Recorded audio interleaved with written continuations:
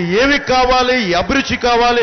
Suppose ఇక్కడ చాలా మంది ఉన్నారు, ఆడబిడ్డలు ఉన్నారు, మాకు వాళ్ళకి పైలట్ కావాలందేమో, బయటికి వెళ్ళలేరు, ఇళ్లలోంచి బయటికి రాలేరు. ఇళ్ళకెళ్ళి తల్లి మీకు ఏం అవ్వాలనుందమ్మా, ఒక యువకుడి దగ్గరికి వెళ్ళి నీకు ఏం అవ్వాలనుంది, నీకు దానికి తగ్గ స్కిల్ డెవలప్మెంట్ ఏం కావాలి, ఆ బాధ్యతలు మేము తీసుకుంటాం.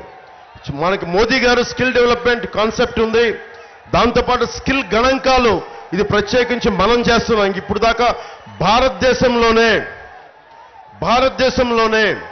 ప్రతిభా గణాంకాలని, అభిరుచి గణాంకాలని, కుల గణాంకాలు తీసుకున్నారు, కానీ ఏం అవ్వాలి అనే గణాంకాలు ఎవరు తీసుకోలేదు. అది మొట్టమొదటిసారి జనసేన ఆధ్వర్యంలో, టీడీపీ ఆధ్వర్యంలో, భారతీయ జనతా పార్టీ ఆధ్వర్యంలో ఆంధ్రప్రదేశ్లో మొట్టమొదటిసారిగా స్కిల్ గణాంకాలు తీసుకుంటాం. మీకున్న ప్రతిభ సమర్థతని బట్టి, అభిరుచిని బట్టి ఉద్యోగ అవకాశాలు, ఉపాధి అవకాశాలు వచ్చేలాగా మేము గొడ్డు చాకిరీ చేస్తాం మీకోసం.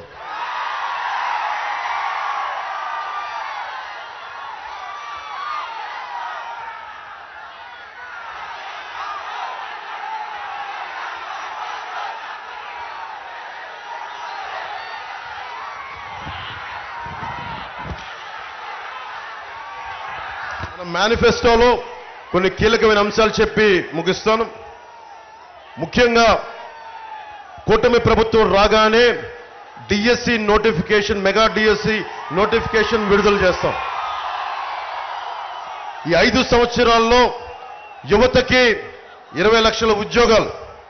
జగన్ కూడా అంటున్నాడు 2.5 లక్షల ఉద్యోగాలు ఇచ్చామని.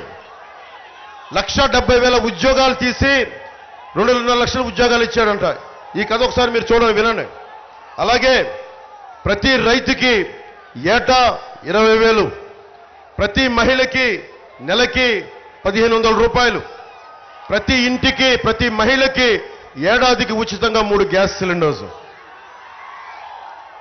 ముఖ్యంగా ఇది జనసేన ప్రతిపాదించింది. మీకు స్కిల్ డెవలప్మెంట్ ఉంటే పెట్టుబడి ఉండదు. పెట్టుబడి కావాలి అంటే 10 మందికి ఉపాధి అవకాశం ఇచ్చే యువత ఉంటే వారి కోసం 10 లక్షలు మీకు ప్రాజెక్ట్ వ్యయంలో సబ్సిడీ ఇచ్చే విధంగా, పెట్టుబడి పెట్టే విధంగా మేము ఈ కూటమి ప్రభుత్వం బాధ్యత తీసుకుంటుంది.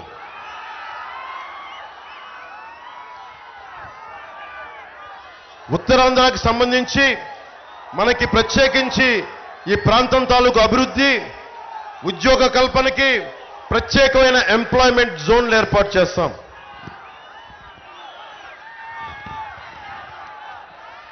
ముఖ్యంగా మత్స్యకార సోదరులకి చెప్తా ఉన్నాం,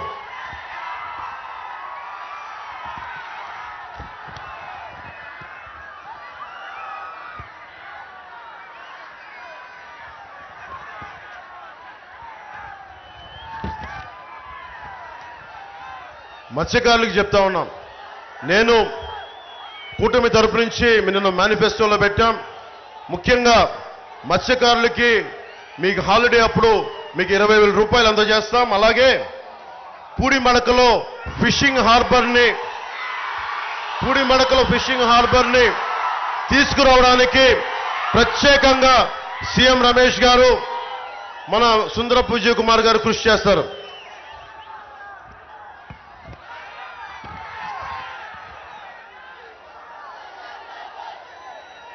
అలాగే సెస్ కోసం విలువైన పంట భూములు కోల్పోయారు. దాదాపు 4,000 ఎకరాలని రైతుల నుంచి సేకరించారు. వారికి 26 గ్రామాల నుంచి ఈ సెస్ల కోసం దారాదత్తం చేశారు. వారికి ఇవ్వాల్సిన హామీలు పూర్తి చేయలేదు. నిన్న మీకు మాట